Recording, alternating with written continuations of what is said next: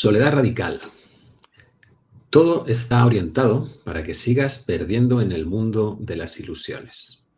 Obligaciones inexcusables, compromisos sociales, dramas de pareja, deberes personales, proyectos atractivos, entretenimientos a la carta, noticias impactantes. No es fácil abandonar la adicción a ese círculo vicioso donde nunca hay tiempo para ser, simplemente ser. La historia de la filosofía es un intento recurrente de despertar de esta madeja de ilusiones, de volvernos conscientes en medio del ordinario. Es una paradoja que muchos peregrinos y buscadores de la verdad abandonaron el mundo ilusorio para viajar por el mundo. En realidad, estaban abandonando su mundo, pues en el fondo es imposible abandonar el mundo. Tampoco es necesario emprender una travesía como las de antaño. Cuando hablo de la ilusión del mundo, me refiero a la construcción mental que nos mantiene atrapados en la preocupación permanente. Salir del mundo de las ilusiones es posible, abandonar el mundo no. Formamos parte de él. Cuando experimentas una ruptura con la ilusión, no sabes a dónde ir. Te sientes perdido porque has pasado muchos años olvidando quién eres y ahora no te acuerdas. Tal vez estás dispuesto a viajar donde sea con tal de huir de tu mundo, pero al hacerlo te llevas a la espalda el peso de tu pasado, la carga del yo alienado de sí mismo. No puedes huir por más que lo intentes, porque no puedes escapar de ti mismo. Estos viajes son útiles para descansar por un tiempo del yo con el que nos hemos identificado durante toda una vida. Nadie me conoce y puedo ser otro yo diferente al de siempre. Te distraes, te olvidas por un tiempo, pero antes o después el yo y su mundo volverán a reclamar su trono en el palacio de la identidad ilusoria. Así que no podemos abandonar el mundo por más que lo intentemos. No se puede ir a ningún lugar porque el viaje real solo puede ser desde ti hacia ti mismo. A veces es necesario experimentar esta frustración para poder salir del nuevo pantano en el que nos hemos metido. Sin un lugar a donde ir, sin más escapatorias que tramar, todo queda puesto en suspenso. Me abstengo de huir a otro lugar, me abstengo de huir de mí. Me abstengo de juzgar el mundo y de juzgarme. Sencillamente no entiendo nada. Me rindo ante mis viejas certezas, me rindo ante el mundo, me rindo ante mí mismo. Los antiguos escépticos grecolatinos llamaban a esta actitud epoqué, la puesta en suspenso del propio juicio. Una vez instalados en esta morada filosófica, es inevitable experimentar la soledad, una soledad radical, como le gustaba denominarla a Ortega y Gasset. La vida filosófica en todas las épocas pasa por el encuentro con la soledad más fría. Llegamos a un punto en el que estoy solo, no entiendo nada y nadie me entiende. Tampoco me entiendo a mí mismo. La sensación de ciénaga es infinita. Es el fango del que hablan los budistas, el mismo de donde brotan las flores de loto. Es en ese fango solitario donde adviene una pregunta maestra, sin duda la pregunta: Dios mío, ¿quién soy yo? Esto es un cuestionamiento esencial que todos tenemos que hacernos. En esos momentos tal vez no responda ni el mismo Dios, pues así es la soledad radical. No hay absolutamente nadie más que tú. Bienvenidas, bienvenidos a este tercer vídeo de la serie Filosofía Viva, en el que pues, nos encontramos con este libro increíble que parece prosa poética, escrito por mi hermano Alejandro Moreno. ¿Qué tal, Alejandro? Muy buenas, hermano Paco. Aquí con mucho gusto de compartir y raro también de oír que solo he escrito yo. Porque hace ya muchos años y es como, es raro. pero bueno, pues vamos a explorar hoy esta morada. Morada es un lugar, son lugares simbólicos que lo podemos llamar así, moradas sapienciales, y la de hoy tiene que ver con esa experiencia de frustración y de rendición cuando uno lo intenta todo y no consigue nada. Trata, por ejemplo, de viajar, de irse del lugar de lo conocido, despejarse cambiando de vida, cambiando de lugar. Ahora está muy de moda eso, ¿no? Ese tipo de nomadismo digital, irse de aventura por ahí. Pero el caso es que esa experiencia pues también acaba frustrándonos porque al final la sombra nos persigue. La sombra es, digamos, está en ese plano arquetípico también, mental, y antes o después nos va a perseguir. Y bueno, los que hemos sido viajeros, hemos buscado aventuras en otros países, hemos creído que por ahí había una escapatoria. Digamos que así es el ego, ¿no? Quiere escapar como buenamente pueda de su experiencia dolorosa del pasado, de esa bruma mental que lo asola, y antes o después se va a ver frustrado. Y es bueno que se dé esa frustración, ese acto de rendición, porque allí se puede dar un cambio esencial.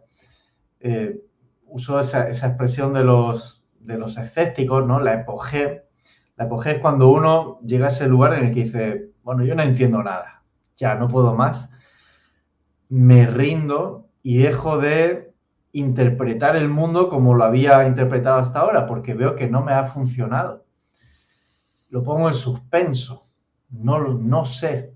Ese no sé es frustrante y a la vez es liberador. Me libero ya de la carga de tener que sostener el mundo como lo entendía, esas ilusiones que me había hecho, lo que debería ser, lo que yo creía ser, y de repente llego al lugar del no sé. Y ahí hay una pausa, hay una puesta en suspenso del juicio, una puesta en suspenso de quién soy, y ahí viene esa pregunta, ¿no? ¿Quién soy? Es dolorosa esa pregunta porque pues uno lo que quiere es certezas. Soy esto, soy lo otro, soy funcionario, soy un empleado de no sé quién, soy padre de familia, soy madre de familia, soy un luchador, lo que sea, ¿no? Cada uno se construye un apellido, pero cuando ese apellido ya no te funciona, ahí viene una pregunta muy fuerte. Bueno, si esto no soy yo, entonces, ¿quién soy? Hay una angustia ahí al preguntarnos quiénes somos, porque parece que me despojo de mi identidad. Y ahí hay una desnudez. Es un acto de frialdad, ¿no? Una soledad fría, digo yo, porque es una sensación de desnudez, no tengo ropa, no tengo nada que me cubra, y se siente frío ante esa pregunta, ¿quién soy? No está ni Dios ahí nos responde, ¿no? Es una soledad muy fuerte y es una experiencia muy, muy dura, puede ser muy dura porque pues a veces ni siquiera nuestro entorno más cercano está ahí para atendernos, para acompañarnos, para comprendernos, nos sentimos muy incomprendidos. ¿Y a quién acude uno ahí? Pues mira que al leer el capítulo me ha hecho despejo completamente de lo que yo estoy atravesando en los últimos tiempos, ¿no? Si nos vamos a la astrología, que es algo que, por lo que yo he conectado, pues no hace tanto, resulta que sí, que estoy en un tránsito que redefine lo que significa ser hombre, masculino. Y me he visto totalmente reflejado en esa parte, ¿no? Cuando te das cuenta que buscar esos referentes no te acaban de decir cómo eres tú. Ajá. Es que tú eres único y por lo tanto lo que tienes que hacer es descubrirte a ti. Pero claro, esto se queda así como un poco en el aire. ¿Y qué es eso descubrirse a uno mismo? Y claro, amigo, por la parte terapéutica me viene el punto de, pues descubrirse a uno mismo es lo que estaba haciendo mi bebé, mi niño, mostrándose tal cual es y haciéndose consciente de tal cual es. Pero luego llegó por encima la educación, que te decía, así no, esto no lo hagas, no puedes mostrarte de esta manera, así mejor, así te queremos. Y entonces ocurre lo que decías tú en el texto. Vas olvidándote de quién eras, o puede que incluso ni llegases a registrarlo en algún momento, a hacerte consciente de, me siento bien así, esto soy yo. Y entonces después, con 50 y pico años, pues te toca el camino de vuelta. Totalmente perdido con todos esos conocimientos que has interpretado como que son el objetivo. Alguno de esos libros, alguno de esos autores sesudos me va a decir quién soy o cómo encontrarme. Y al final, pues llegamos a otro punto que comentas en el libro, que son las tecnologías de la soledad. Porque al final, para encontrarte a ti, tienes que llegar a ese punto que bien dices de soledad, de callarte, de dejar de explicar las cosas, de dejar de explicarte cómo eres y observar, ser el testigo de ese ser que se muestra a través de ti. Bueno, vaya, no sabía que te había tocado ahora este epígrafe. Bueno, siempre estamos en esa revisión, ¿no? De qué capas todavía llevo que no es propiamente la mía. Y eso igual no se acaba nunca, porque uno va mirando y de repente sale una capita nueva y, ostras, parecía que me había limpiado y hay más, ¿no? Y se trata de eso, ¿no? De ir viendo esas capas y verlas, nombrarlas y hacer un duelo, soltarlas. Y no sé si termina alguna vez, pero hay que estar siempre atento, ¿no? A mirar. Y bueno, la soledad es un ejercicio maravilloso para esto, buscar la soledad. Ahora se habla mucho de la soledad no deseada, se habla de cómo los lenguajes artificiales están ayudando a aplacar la soledad, cómo las pantallas se han vuelto nuestro mejor amigo, además de los perros. Y bueno, ¿qué tal si buscamos la soledad de manera voluntaria? A veces la vida nos va forzando a arrojarnos a ese lugar de soledad para poner en cuestión quiénes somos, pero ¿qué tal si también lo buscamos nosotros voluntariamente? Pues para eso está la meditación, por ejemplo, ¿no? Buscar el silencio es un ejercicio de libertad muy alto. Apagar las pantallas, apagar los ruidos, propiciar un momento de estar conmigo y eso hoy cada vez es más difícil porque el ruido está en todas partes, ¿no? La gente va con su teléfono, su pantalla. Antes era la televisión. Cuando estás en casa, llega y lo primero que haces es poner la tele. Ahora la pantalla nos persigue desde que nos levantamos hasta que nos acostamos. Entonces, es un ejercicio de por sí de enorme coraje, ¿no? El apagar el ruido y permitir la soledad, permitir el silencio en soledad. Y bueno, aquí hablo de las tecnologías de la soledad como algo que descubres que se ha hecho en la historia de la humanidad, ¿no? Hablo de los lakotas, por ejemplo, que se iban a la montaña en ese acto ritual que hemos estado hablando, ¿no? De convertirse en hombre. El niño se va el puberto, ¿no? Se va a la montaña a estar ahí con el miedo y bueno, ahí pasa unos días hasta que le viene su nombre chamánico, totémico, ¿no? Esos nombres que luego son muy graciosos, ¿no? Cuando vimos de los indios, son nombres totémicos que reciben en esa soledad. Pero también hay otras formas de soledad, ¿no? Por ejemplo, las incubaciones que habla Peter Kingsley en la antigüedad griega, ¿no? Esas cuevas donde se metían y ahí experimentaban una incubación, un sueño lúcido, una visión, confrontándose con el miedo a la oscuridad, el miedo a uno mismo, el miedo al inconsciente. Luego están también los viajes chamánicos, son viajes de soledad en cuanto a que en esos reinos astrales pues está uno con los fantasmas de tus ancestros, los fantasmas de tu vida, fantasmas, bueno, astrales que están ahí y han de ser confrontados también. O los monasterios, ahí son centros de soledad que parece que uno no hace nada, pero fijaros, los monasterios, digamos que crean pues también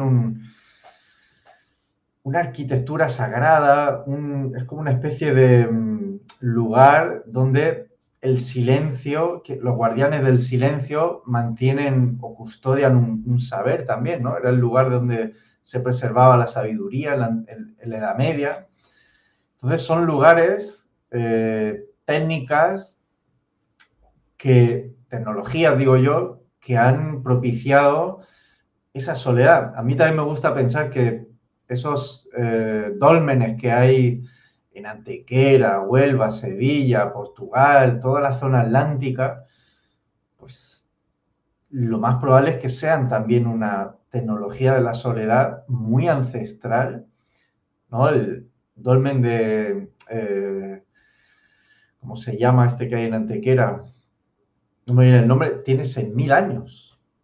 6.000 años es más antiguo que una catedral, más antiguo que a lo mejor una pirámide, quién sabe, ¿no? Pero tiene una antigüedad en nuestro país que no es reconocida y que seguramente pues responden a esa pulsión humana de recogerse en la oscuridad para hacer ahí un rito de trascendencia. Sí, sí. Y mira, la pregunta que me viene, que relacionamos también con el libro del que estuvimos ahí desmenuzando, el LSD y la mente del universo. Cuando nos vamos a esa soledad para encontrarnos, ahí descubres, yo creo que dos cosas. Bien, por un lado está, como bien comentas tú, el testigo, el observador, el que se da cuenta de que es el que registra lo que está pasando, sin juicios. Bien, ahí se puede ver la separación, ¿no? de esa capacidad de observación, y luego está tu mente que procesa toda esa información. Pero también hay una parte de ti que puede que tenga que ver con la mente, que quiere ser. Hay algo en ti que quiere hacer cosas, que quiere interactuar en el mundo, que no quiere quedarse solo ahí parado observando, Eso ¿no? es. Y ahí entramos en esa paradoja de la espiritualidad. Es como que descubrir al observador es el gran premio y a partir de ahí te fundes en el amor universal y ya está. Y claro, yo, desde mi punto en el que todavía no he llegado ahí, ¿no?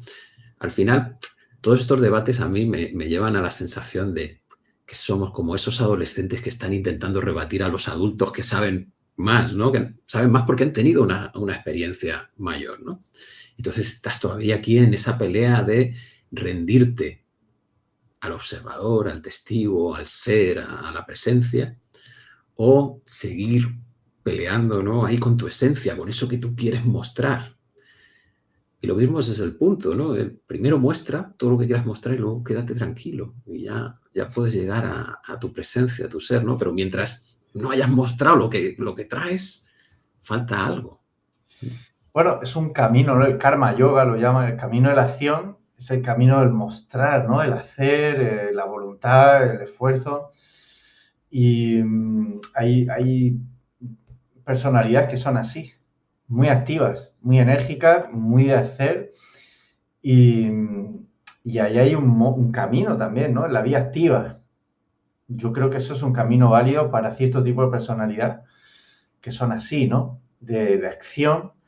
Y, no sé, me viene, por ejemplo, Gurdjieff era así, un viajero, explorador, ¿no? Todo esto de las danzas sagradas, el eneagrama, construir, digamos que era un espíritu muy, muy extrovertido.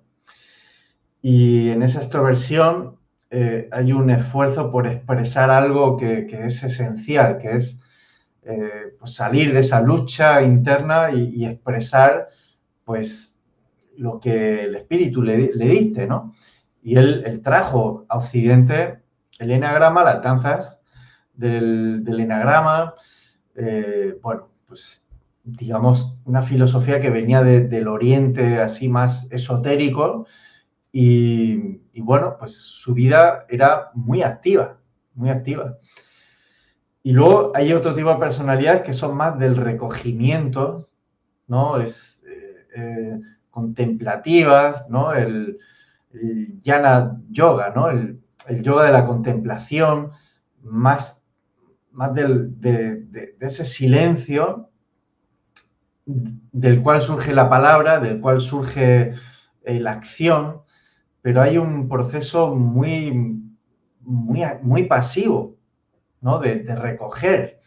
Pero en esa pasividad aparente hay una actividad interna, que es pues una escucha que se mueve en el alma, qué voz me habla, qué me pide que haga, y eso requiere un esfuerzo previo de parar. Primero hay una lucha con el ruido mental, con voces confusas, con yoes que son contradictorios unos con otros, con emociones que me perturban. Entonces, todo eso ha de ser aquietado para poder encontrar una verdad más serena, ¿no? Y hasta que uno no encuentra esa serenidad, no se ve capacitado para salir al mundo y explorarlo y ahí sí manifestar, ¿no? Entonces, como que hay dos movimientos.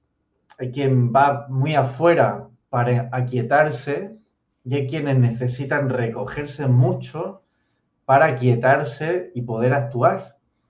No sé, por ejemplo, Thoreau, ¿no? Thoreau se fue al bosque, Walden, esa reserva indígena donde él aprende o se expone pues a vivir con sus propias manos, ¿no? Cazando, pescando, haciéndose su cabaña. Y luego escribe, ¿cómo se llama el libro este? La desobediencia civil. Es un libro que muchos activistas han utilizado, ¿no? El pacifismo de Gandhi, por ejemplo, bebe de Thoreau, ¿no? En esa contemplación, en esa quietud, en ese irse al bosque, redacta un manifiesto que es usado por el activismo de Gandhi o de Martin Luther King, ¿no? La resistencia pasiva, ¿no? Un ejercicio político de resistencia pasiva. En España, pues, por ejemplo, hemos tenido la desobediencia al servicio militar, ¿no? La insumisión, han bebido de ese tipo de filosofía. Entonces, el recogimiento y la contemplación aparentemente pasiva ha fundado también fenómenos muy activistas, muy políticos. O sea que al final son paradojas siempre, ¿no? Me voy muy afuera para poder aquietarme y recogerme. Esa es la vía de la zeta, el que se esfuerza por llegar a Dios. Y luego está la vía más contemplativa, más mística, que es el que se recoge para ver a Dios y expresarlo luego en el mundo. Entonces, ¿qué camino es mejor? Ninguno. Son movimientos que se dan en distintos temperamentos, también por eso, ¿no? Porque los humanos tenemos temperamentos muy diversos y bueno, cada uno llega por la vía que más se adecua a su manera de ser y está bien, ¿no? La cuestión es buscar un equilibrio entre lo exterior y lo interior.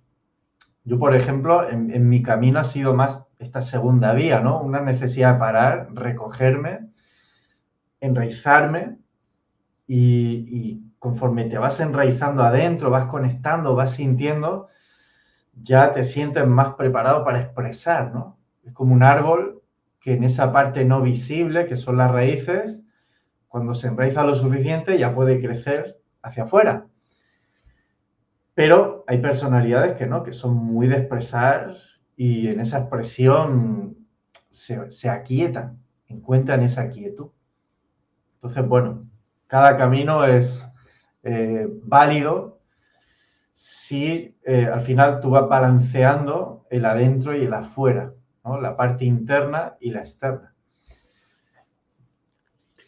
Exacto, y es como un elemento muy a tener en cuenta, porque al final todo ritual externo tienes que ponerle como una intención de para qué va a servir. Y esto que contabas del hombre que estuvo ahí en la reserva, que luego el resultado de eso es el activismo que desactiva el servicio militar, para mí tiene un paralelismo muy, muy curioso, que sería, este hombre hace un proceso que en las culturas más en contacto con la tierra se suele dar, que es como una iniciación a la vida adulta. Es ese adolescente que está creciendo, tiene que demostrarse a sí mismo que es un hombre que puede vivir por él mismo. Y entonces se va a la naturaleza y tiene que buscarse un refugio y tiene que cazar y tiene que comer y tiene que vivir para demostrarse a sí mismo que es capaz de hacerlo sin la ayuda. Es decir, es un hombre. ¿Bien? Y esto está muy enlazado con la biología y el psiquismo biológico, ¿vale? Pero es que ese mismo ritual era el que se podía tener cuando ibas a la mili. Tú también salías de un entorno en el que estabas cuidado por una serie de personas, mujeres, y te sacaban de ahí para estar en un entorno de hombres, como para demostrarte que el hombre por sí mismo puede también mantenerse. Bien. Y te ponen también una serie de pruebas y simbólicamente te enfrentan a la muerte porque tienes que arrastrarte bajo unas alambradas con tiros por ahí. Bien. Si todo eso se vive desde ese enfoque de crecimiento interno, de paso hacia esa vida adulta, es una transformación muy fuerte, ¿bien? Y que da un salto en que realmente yo creo que los hombres lo necesitamos. Es ese punto de sentir que te vales por ti mismo y que por lo tanto tu decisión es válida. Ya no tienes que estar esperando que te digan si es correcto o no es correcto lo que estás haciendo. Es no, estoy arriesgando mi vida y tomo mis decisiones y las consecuencias caen sobre mí. Una vez yo sé que puedo moverme en el mundo, pues entonces también puedo formar una familia porque mis decisiones no ponen en peligro a nadie. Sí. Y ese es un punto fuerte. Pero claro, tienes que tener la conciencia, tiene la cultura en la que estás viviendo, lo mismo que te manda a las montañas a que te hagas un hombre, entiende que eso debe ser así, es un beneficio. Pues si nuestra cultura ha perdido esa idea con respecto a lo del servicio militar, pues entonces, claro, ya no vale, ya es como una fuente de sometimiento a y no se produce ese cambio. Muy interesante esto. Sí, porque habla de la pérdida de ritos de paso en Occidente, ¿no? No hay esos ritos de transformación psicológica en el que uno se convierte en adulto. El rito podría ser el birrete que tiramos en ¿no? el último día de curso, en el bachillerato, ¿no? Segundo de bachillerato, cuando te dan el diploma y entonces te dicen, bueno, ya puedes ir a la universidad, ya eres adulto. Pero claro, es una mayoría de edad académica, pero no es vital, porque claro, la mayoría de edad vital, pues sí, en el caso masculino es el saber valerse por sí mismo, saber proveer, saber contactar con la seguridad interna, ¿no? De enfrentarse al peligro, de no tener miedo, de saber sostener a la familia. Y eso lo hemos perdido y yo diría que es una de las causas por las que cada vez se tienen menos hijos, porque cada vez se tiene menos capacidad para sostenerlos. Esto puede sonar polémico para algunos, pero yo creo que va más allá de las condiciones materiales que hay ahora, de la vivienda, todo eso. Sí, pero es que emanciparse nunca fue fácil. Si uno va a la historia, ¿cuándo fue fácil? Y ahora hemos perdido esa capacidad de afrontar las dificultades, de confrontar nuestros miedos, nuestras debilidades. Hay una infantilización de la sociedad con adolescentes de 40 años viviendo de una manera desfasada a su edad, desconectados de la capacidad para engendrar, para sostener a una familia, y eso lo estamos pagando muy caro, porque es un decrecimiento de la población. Entonces, Y de crecimiento de tu propio ser, porque llega un momento también, claro, en claro. en el que vas a darte cuenta de eso.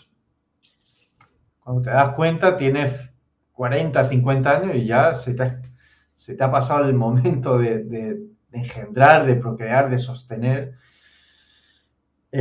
Claro, se ha vilipendiado tanto la figura del varón, se ha asociado tanto a la violencia, que se le ha desproveído pues, de esa función que le corresponde, que es sostener y ser un garante de protección y seguridad.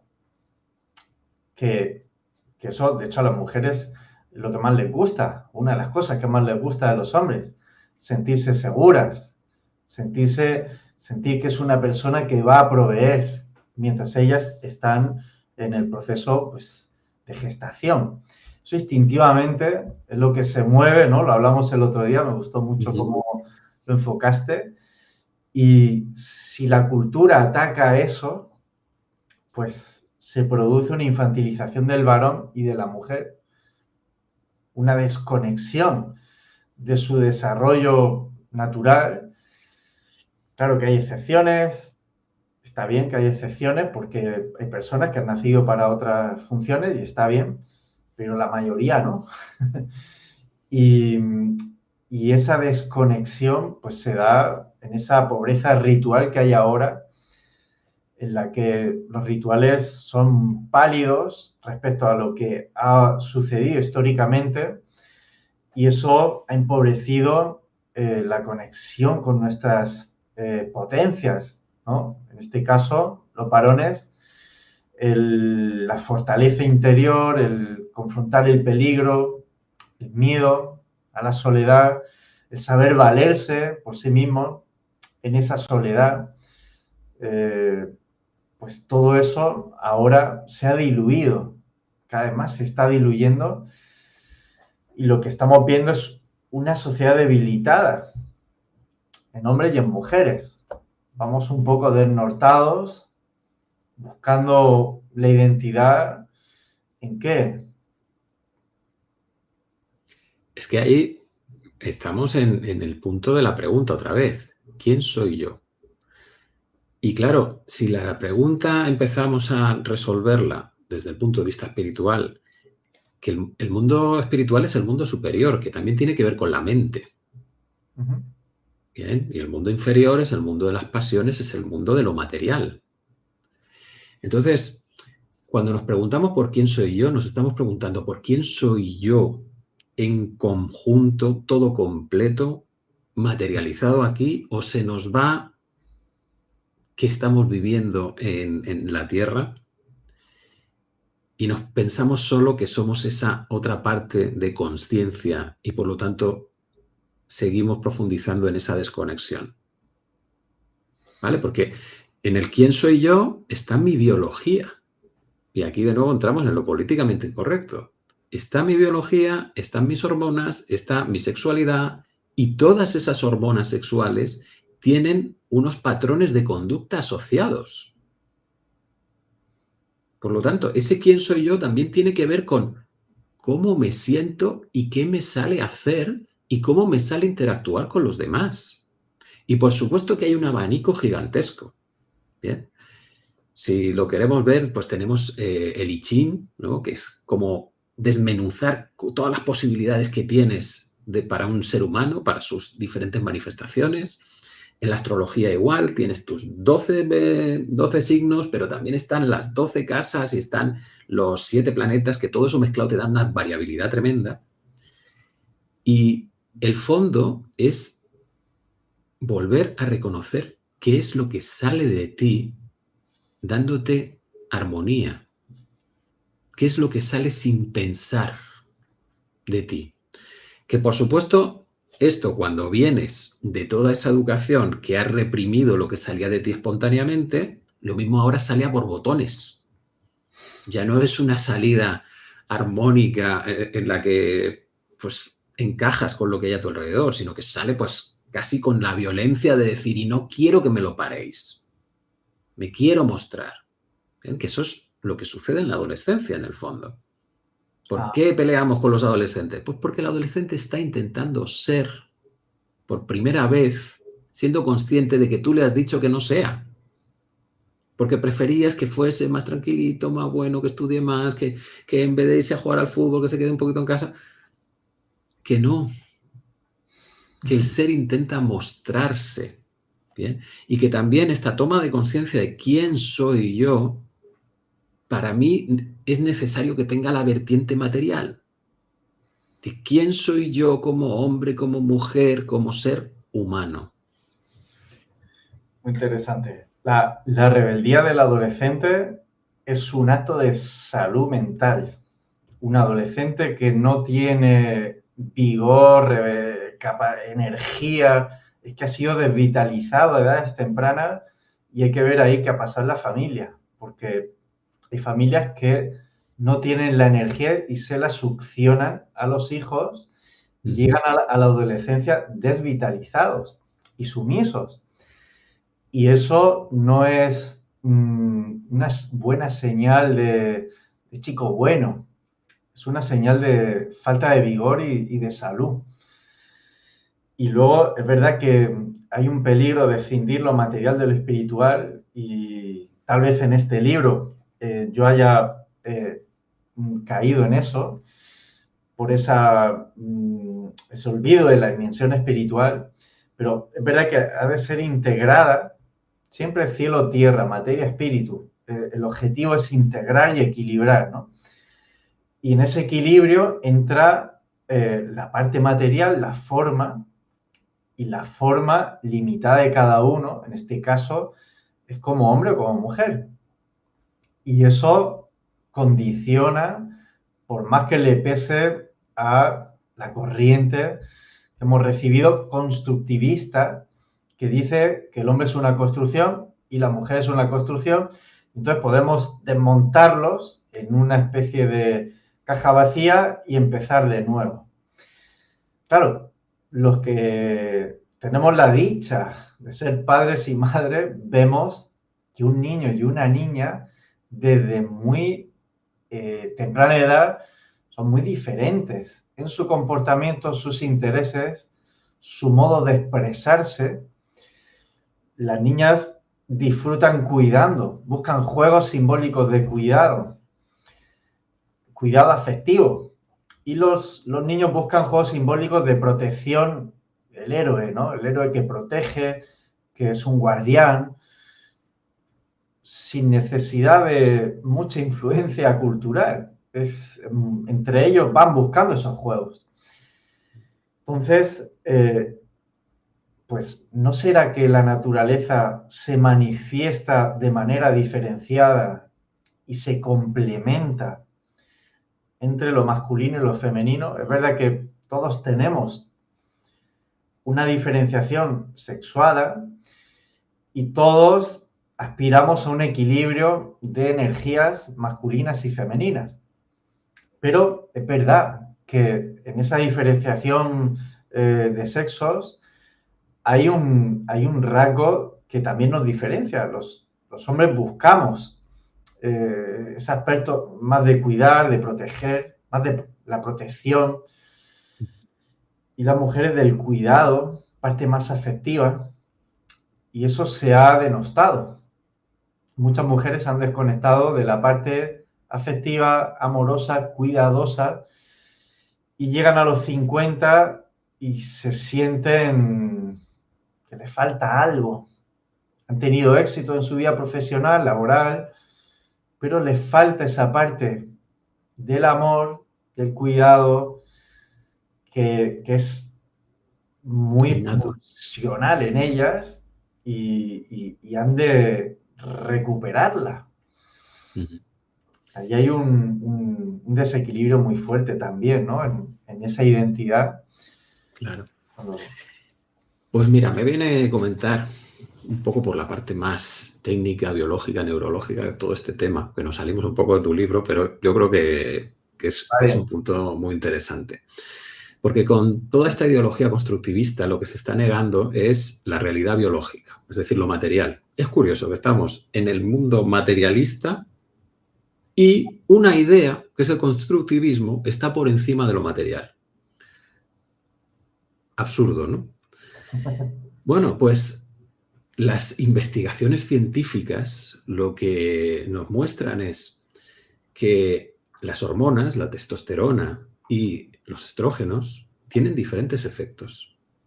Los dos, los hombres y mujeres, tenemos testosterona y tenemos estrógenos, pero los tenemos en diferentes cantidades.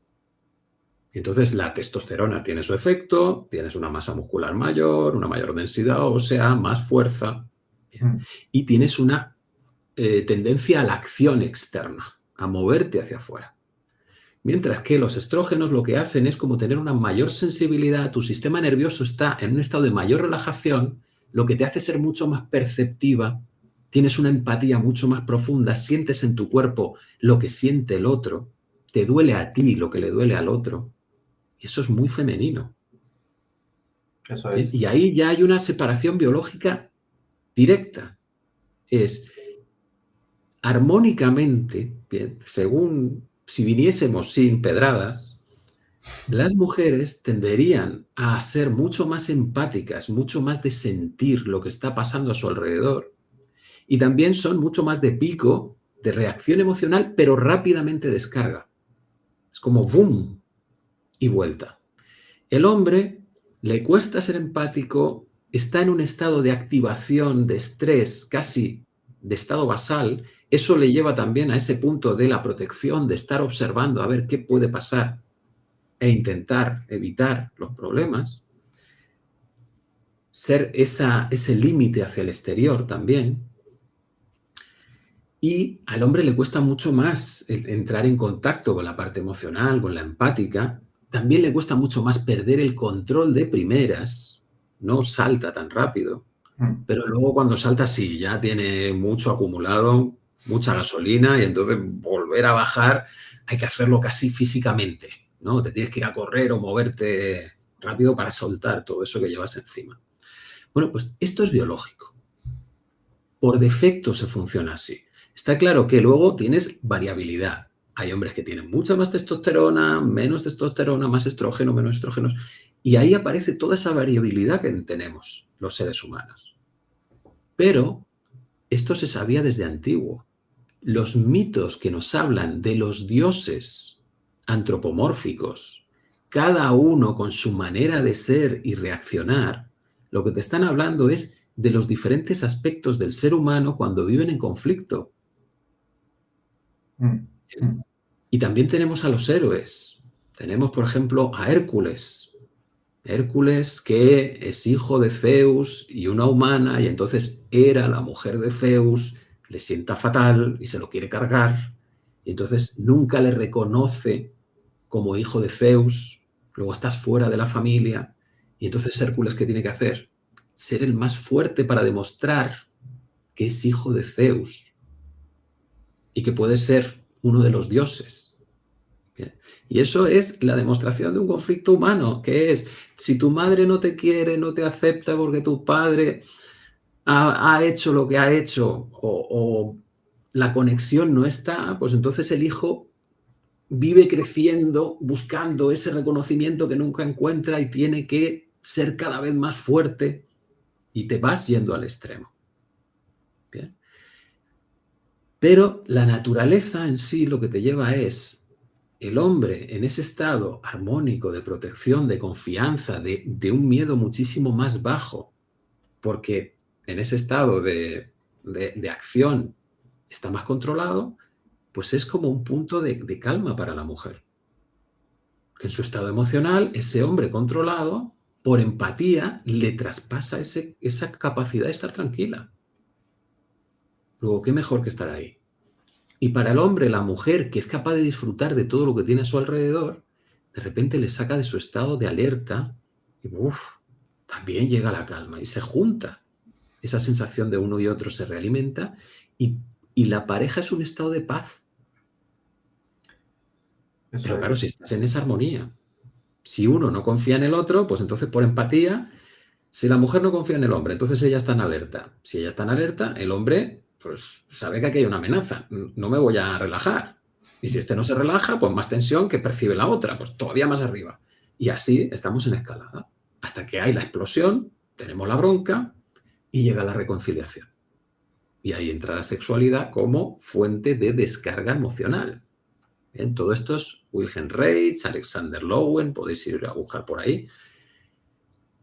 Si no tenemos una visión de conjunto de todas estas cosas, de cómo funcionan los humanos, estamos haciendo un pan con unas tortas.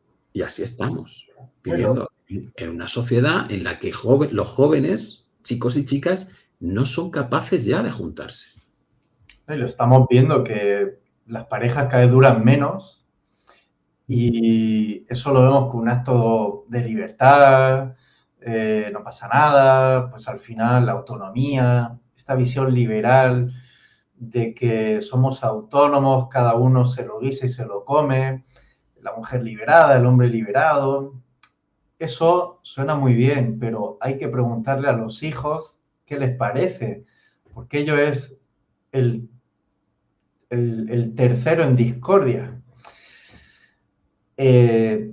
Lo que sintetiza los opuestos, dicho términos abstractos, ¿no? Está el padre, la madre, pero ¿y el hijo qué piensa? ¿Qué quiere? Que es el espejo realmente de una pareja, ¿no? Es el hijo. Y hoy en día eso no tiene mucho valor.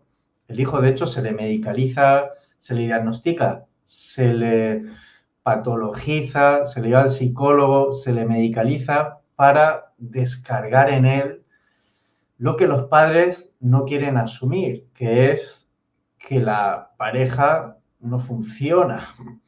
No funciona, ¿por qué? Pues por esa desconexión de roles que históricamente han funcionado hasta fechas muy recientes, que hemos llegado a la brillante idea de que esos roles son un producto de la tradición y una construcción, y ahora que somos tan listos, nos hemos liberado de esos roles y por eso las familias no duran, las parejas no duran.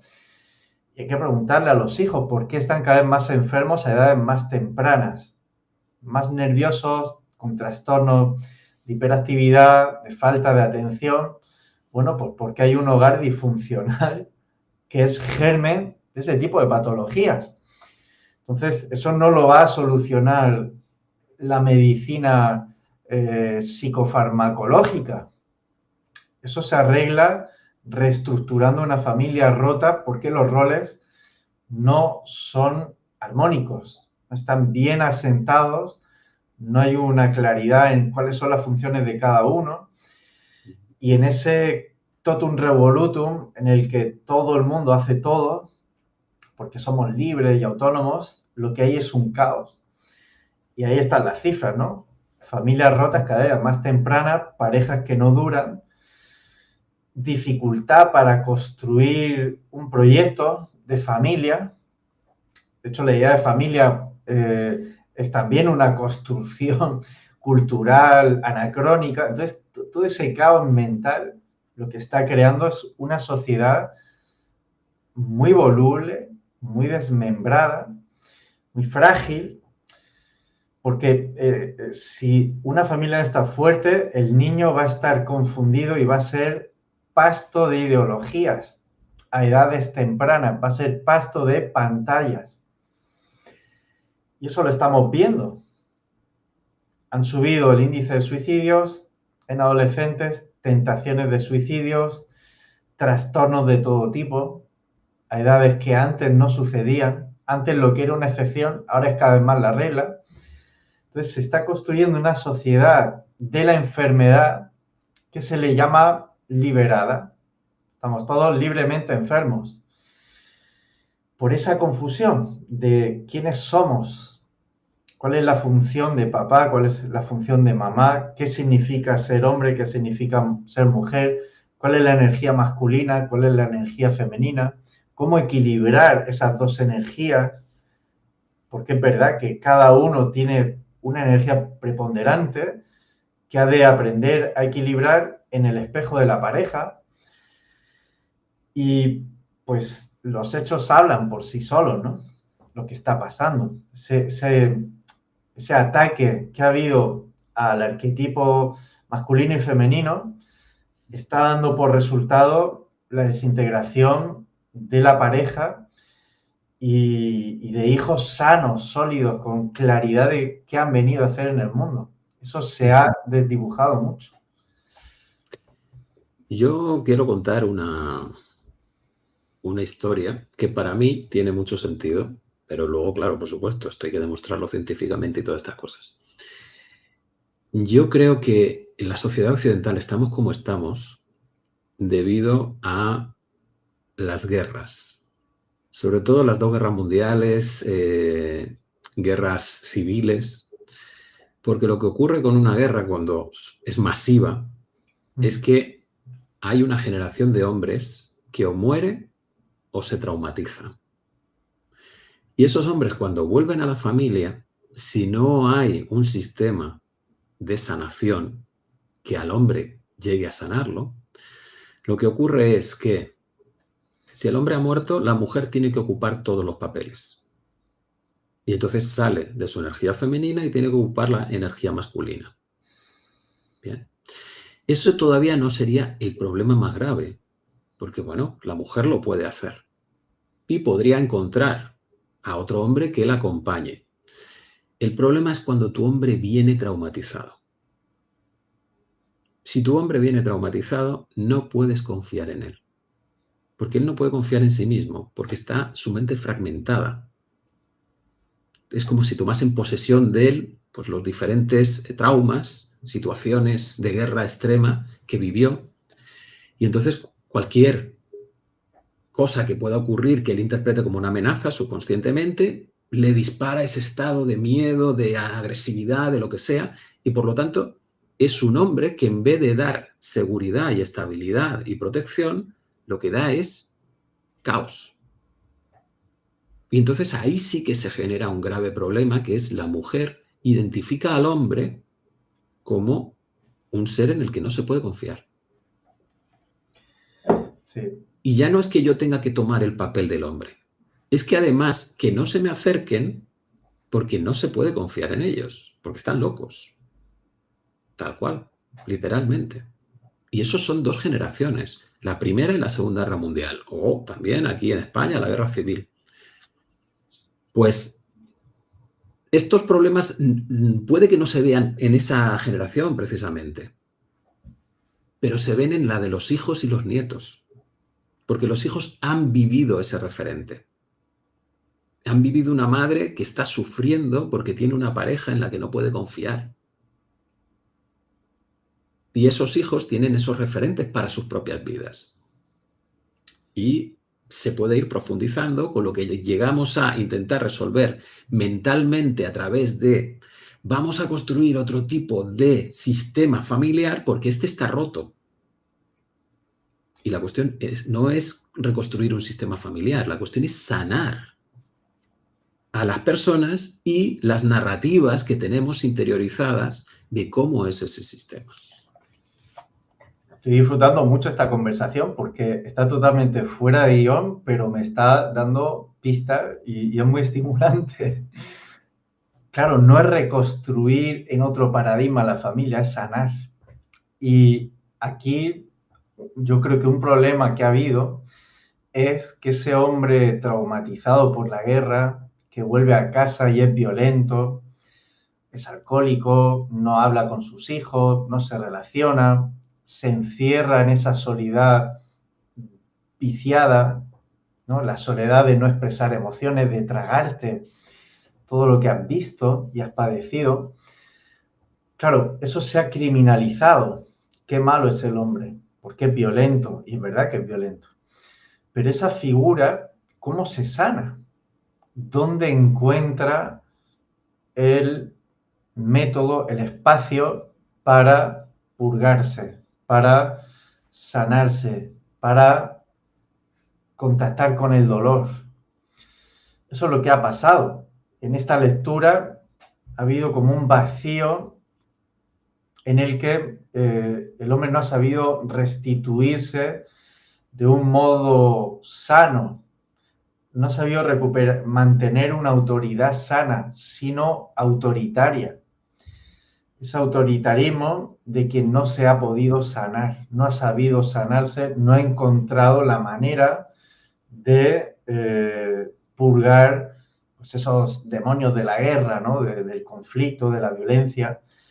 Y ahí se crea un trauma familiar en el que no hay quien hable con papá, no se puede fiar de papá, papá está ausente, papá se ha ido, papá es violento. Entonces la autoridad es mala. Y entonces, ¿a dónde me agarro? Ahí vienen las ideologías. Busco sucedáneos que me inspiren. Entonces, yo creo que ha habido un vacío en la concepción de cómo sanar un alma herida. Ha habido un país muy traumatizado, una guerra civil, una guerra que todavía hoy estamos pagando las consecuencias porque no ha habido públicamente una reconciliación, no hay un monumento que unifique, que sane, que represente, digamos, esa unión, esa trascendencia de los bandos. Y eso, pues, de alguna manera ha llegado hasta hoy, ¿no? El no afrontar el dolor causado, el tapar, el olvidar, el no hacer una memoria del dolor. Eso yo creo que sí que sigue lastrándonos. Y bueno, ahora tal vez estamos viendo una época de explosión de terapias, a veces muy locas, ¿no? Desde la zumoterapia, las constelaciones familiares, hay todo tipo de terapias, porque hay una necesidad de sanación. Y ahora es un momento propicio para volver a restablecer la salud en el sistema familiar, en el árbol genealógico, en la figura arquetípica del padre y la madre. Ahora hay una explosión de eso y creo que como espíritu de los tiempos, ese sería un nombre de la época en la que estamos atravesando, ¿no? La etapa de la sanación.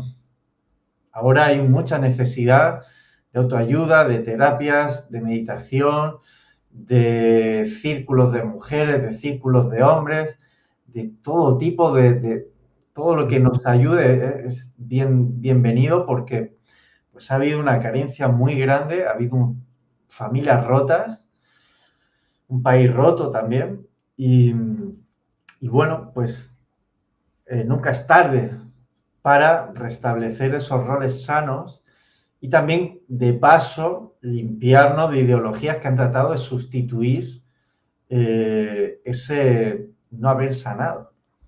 Ujú.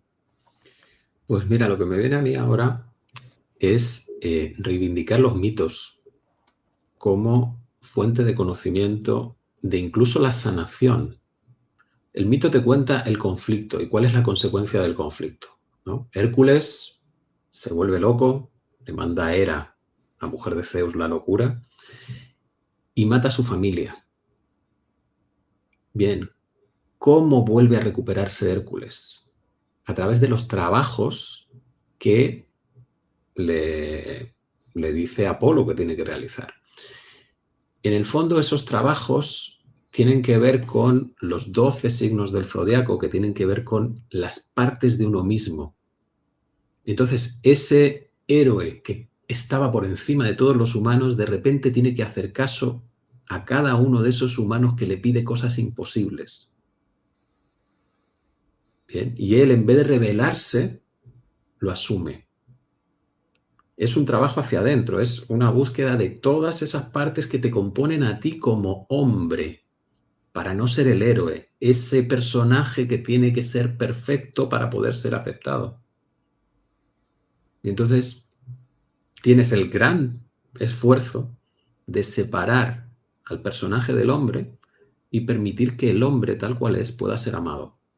Y esto pasa exactamente igual en la mujer. Estamos atrapados, como decías, ¿no?, de la ilusión de cómo tenemos que ser para poder ser amados. Estaba Y pensando, preguntarte por quién soy va por ahí, ¿no? Y los mitos te dan diferentes explicaciones porque tenemos diferentes conflictos internos. Entonces, leer los mitos, hay un punto en el que te toca, te emociona, ¿bien? Porque ese es el que te está explicando algo a ti. claro, estaba pensando que igual en la mujer es la Perséfone. Perséfone, no recuerdo bien el mito, pero creo que es tragada por la tierra. Es un poco la Raptada por mujer, Hades. ¿no? En el Hades, queda atrapada en el Hades.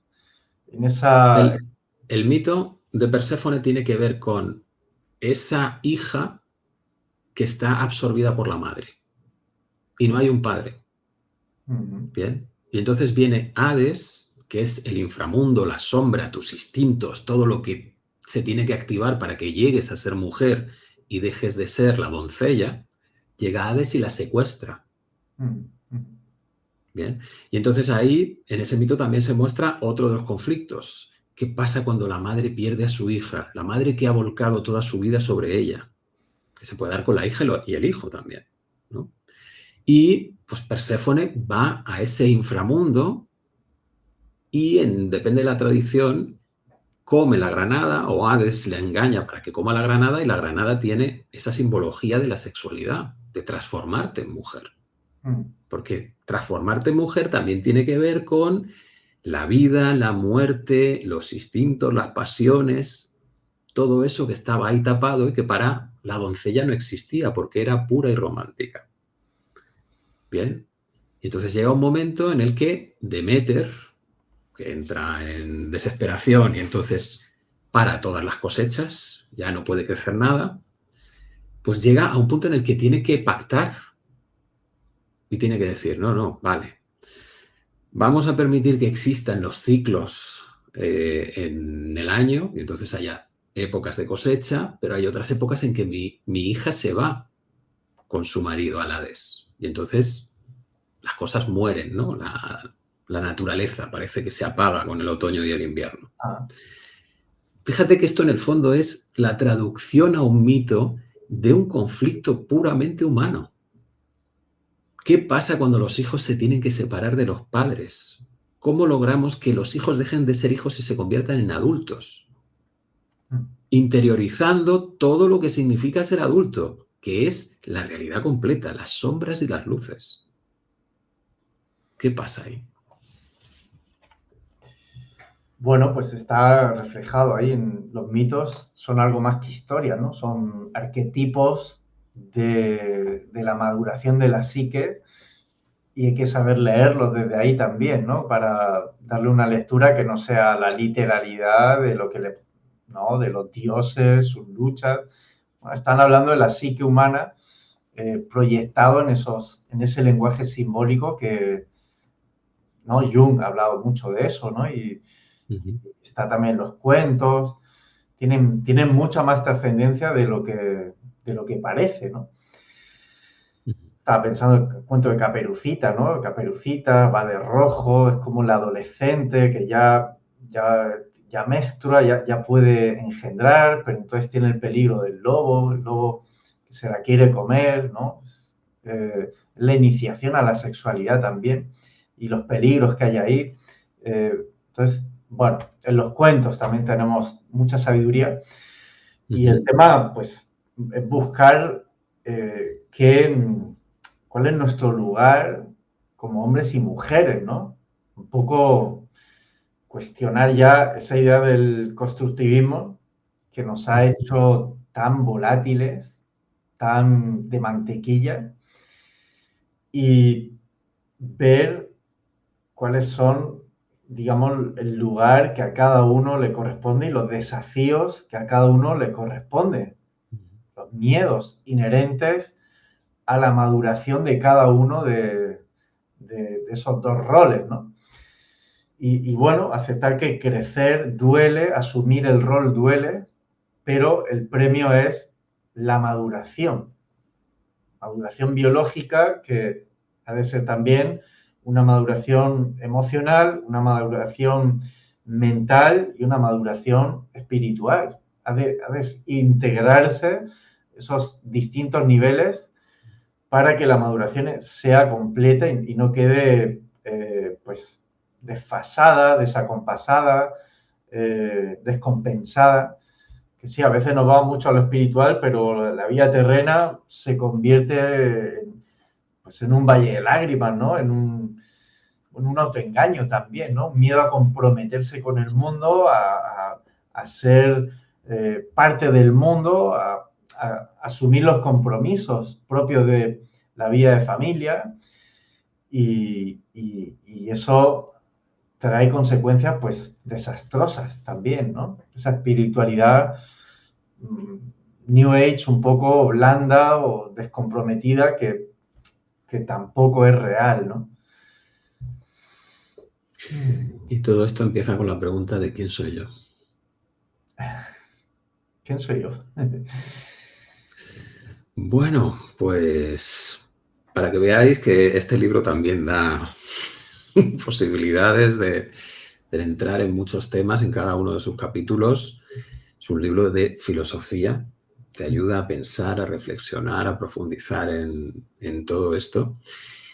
Y como todo libro, eh, con cada relectura que haces, como estás en otro momento vital, descubres otros significados, ¿no? Y la lectura, esta nueva lectura que yo estoy haciendo del libro, pues me vuelve a recolocar piezas, ¿no?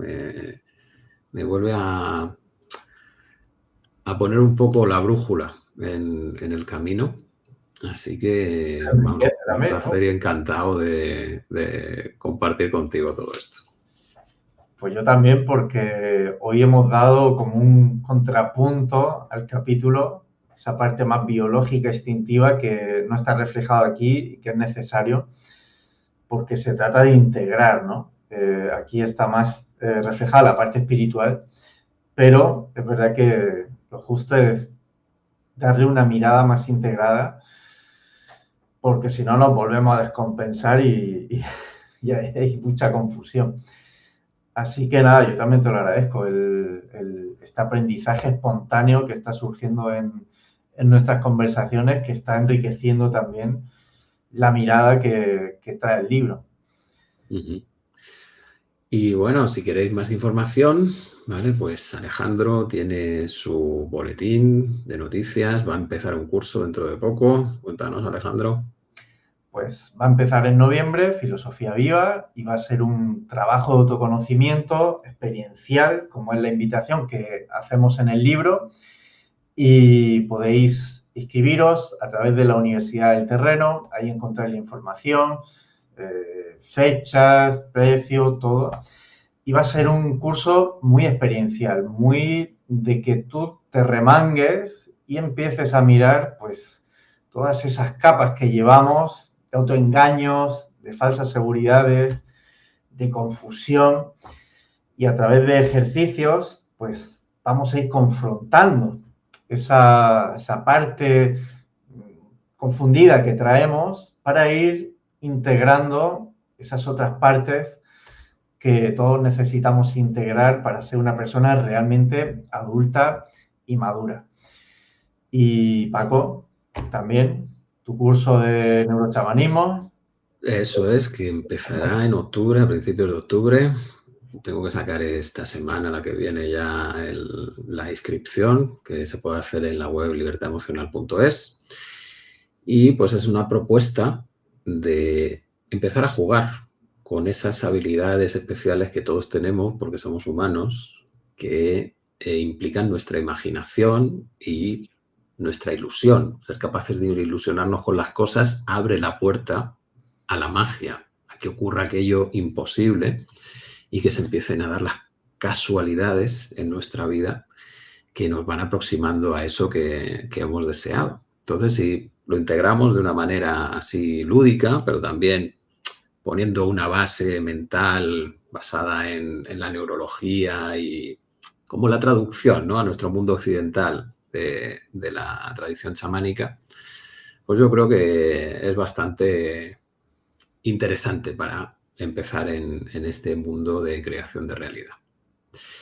Bueno. Y nada, pues nos despedimos hasta el siguiente vídeo. Son 10 capítulos tu libro, ¿no? Vamos por el tercero, así que todavía nos quedan unos cuantos. Creo que son más de 10. Pues mira, todavía más nos quedan todavía, así que lo disfrutaremos. Y nada, pues a todos los que nos veis, un fuerte abrazo. Gracias por estar ahí y vuestros comentarios. Y nos vemos. Hasta pronto. Eso es. Cuidado mucho. Abrazo grande. Un abrazo. Chao.